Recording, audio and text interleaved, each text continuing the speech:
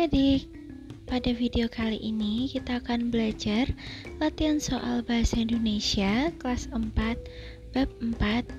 Kita langsung aja yuk belajarnya. Nomor 1, perhatikan teks berikut. Desa Situraja di Jawa Barat yang terkenal dengan tari umbul. Para penarinya adalah perempuan berkebaya, berselendang, dan memakai kacamata hitam. Gerakannya gemulai, menggoyangkan badan, dan sedikit menirukan gerakan pencaksilat. Tari ini mengandung pesan bahwa perempuan juga bisa menjaga diri dengan ilmu bela diri.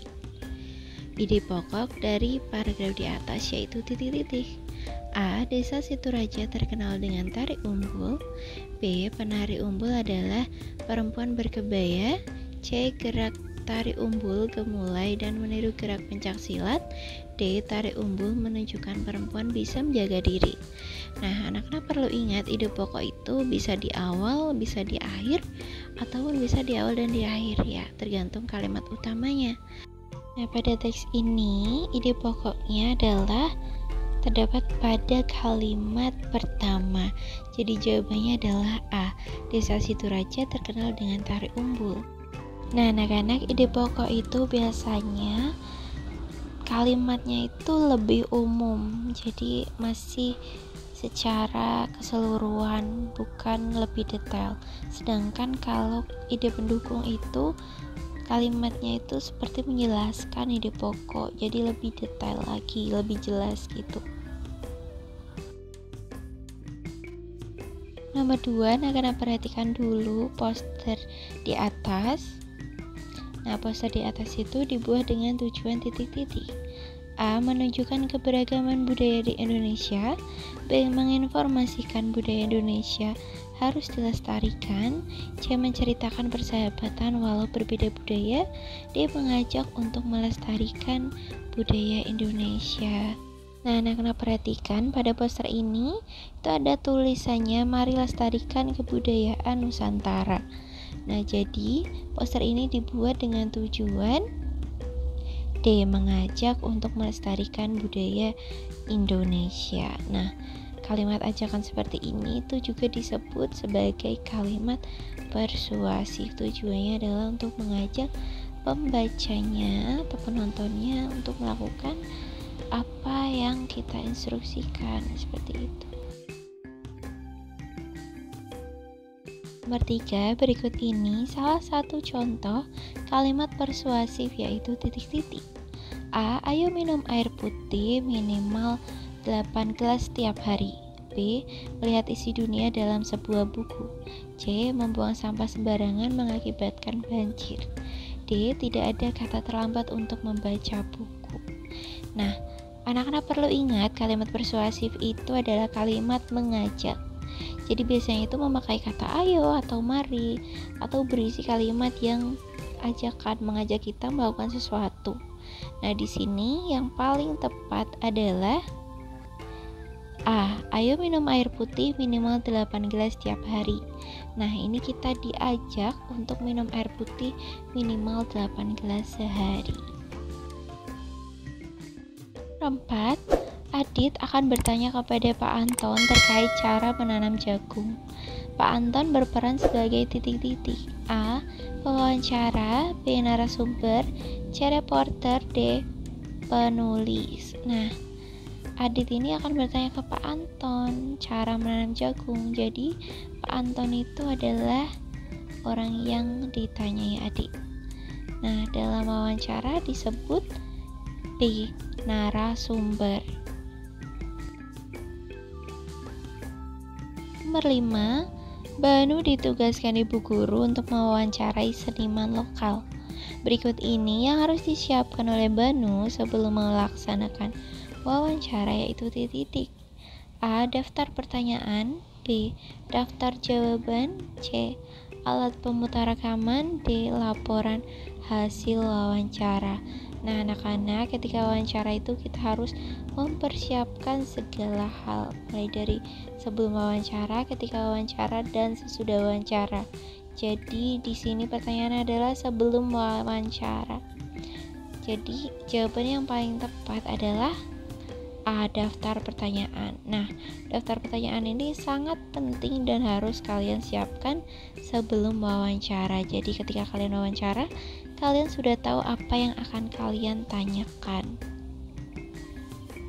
Jawabannya A. Nomor 6, perhatikan kalimat berikut. Yang pertama, angin kirimkan salamku padanya. Yang kedua, matahari malu-malu memunculkan dirinya di ufuk timur. Yang ketiga, raja itu menjadi tersulut api amarah. Yang keempat, 100 rumah habis dilahap si jago merah. Yang kelima, kasih ibu tak terhingga sepanjang masa. Contoh majas personifikasi ditunjukkan oleh kalimat nomor titik-titik. A. 1, 2, dan 3, B. 1 dan 2, C. 2, 4, dan 5, D3 dan 4. Anak-anak perlu ingat, majas personifikasi itu adalah majas yang mengumpamakan benda mati itu seperti bertingkah laku seperti manusia. Jadi di sini yang paling tepat adalah B, 1 dan 2. 7. Hal pokok yang ingin disampaikan penulis dalam teks bacaan disebut titik-titik. A. Gagasan pendukung, B. Kalimat penjelas, C. Ide pokok, D. Judul teks. Jawabannya adalah C. Ide pokok. Nomor 8, persiapan yang dilakukan setelah menghubungi narasumber adalah titik-titik. A. Membuat daftar pertanyaan, B. Membawa alat perekam, C. Membawa kamera, D. Memakai baju yang bagus. Nah, anak-anak, persiapan kalian setelah menghubungi narasumber itu yang paling tepat adalah A. Membuat daftar pertanyaan. Kalau yang B. Membawa alat perekam dan C. Membawa kamera itu adalah yang harus kalian bawa ketika bertemu narasumber. Yang D juga ketika bertemu narasumber harus memakai baju yang bagus. Nah, setelah menghubungi narasumber itu adalah kalian membuat daftar pertanyaan. Kalian siapkan apa yang akan kalian tanyakan ketika bertemu dengan narasumber. Nomor 9, unsur-unsur yang tidak termasuk adik Simba adalah titik-titik. A. Bagaimana, B. Siapa, C. Kapan, D. Di mana. Nah, anak-anak perlu ingat dulu adik Simba itu apa sih? Adik Simba itu adalah yang A itu apa, D di mana, K itu kapan, C itu siapa, M itu mengapa, dan B bagaimana.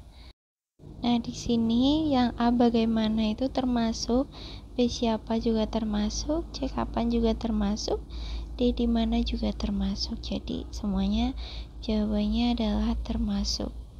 Adik Simba. Nomor 10, ciri-ciri yang menunjukkan majas personifikasi adalah titik-titik. A. Menggunakan sifat yang ada pada manusia, B. Menyatakan suatu hal dengan tegas, C. Menggunakan ungkapan berlebihan, D. Berbentuk pertanyaan. Nah, pada soal sebelumnya udah kita bahas, majas personifikasi itu mengumpamakan benda itu seperti manusia. Jadi, jawaban yang paling tepat adalah A. Menggunakan sifat yang ada pada manusia. Contohnya, pensil menari-nari di atas kertas. Nah, itu kan pensil tidak bisa menari, tapi di sini diibaratkan pensil itu bisa menari seperti manusia. Anak-anak, sekian latihan soal kali ini. Semoga dengan latihan ini kalian bisa lebih paham ya. Sampai jumpa di video berikutnya.